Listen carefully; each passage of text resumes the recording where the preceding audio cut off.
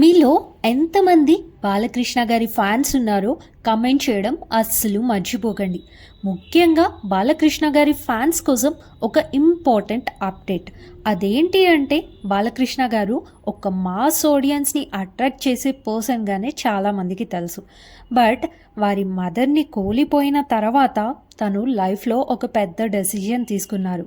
వారి తల్లి క్యాన్సర్తో పోరాడుతూ తను ఎలాంటి ప్రయత్నం చేసినా బతకకపోయినందువల్ల ఆ లాస్‌ని ఇంకొకరు ఫేస్ చేయొద్దు అనే రీజన్‌తో బాలకృష్ణ గారు ఒక టాప్ క్యాన్సర్ హాస్పిటల్‌ని హైదరాబాద్‌లో నిర్మించడం జరిగింది. దాంతో పాటు తక్కువ డబ్బుల్లో చాలామందికి ట్రీట్మెంట్‌ని ప్రొవైడ్ చేయడం గూడా జరిగింది.